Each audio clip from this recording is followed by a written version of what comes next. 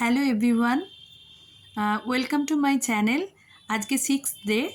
ওয়েটটা নিয়ে নিয়েছি। আগের থেকে ওয়েট কিন্তু আজকে কমেছে প্রায় 500 গ্রাম। তো ভীষণ খুশি।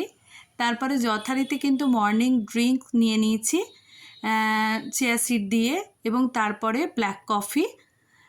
এটা নেয়ার পরেই 10-15 মিনিটের মধ্যেই কিন্তু ব্রেকফাস্ট নিয়ে নিয়েছি। আজকে কর্নফ্লেক্স, ওটস এবং ফ্রুটস দিয়ে একটু দুধ দিয়ে আজকে কিন্তু ব্রেকফাস্টটা করেছি।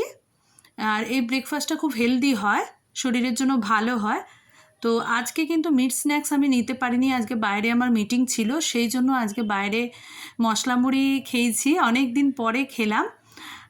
তারপরে কিন্তু একদম চলে গেছি লাঞ্চ টাইমে। লাঞ্চে আজকে রাইস নিয়েছি, তার সঙ্গে পটল ভাতে আর টমেটো ভাতে, এর সঙ্গে ডাল, লাউ ডাল আর চিকেন।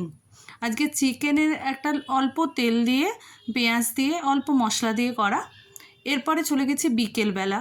বিকেলে আজকে দুধ, কফি আর তার সঙ্গে পপকর্ন এবং তার সঙ্গে ঝুড়ি আর অল্প একটু বাদাম। ওয়েট লসে এটা খাওয়া যায়, অল্প যাই খাবেন একটু অল্প পরিমাণে খেলে কোনো অসুবিধে নেই।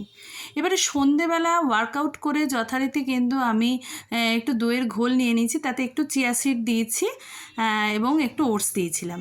এবারে রাত্রেবেলা ডিনার টাইম, ডিনার 10টায় করেছি।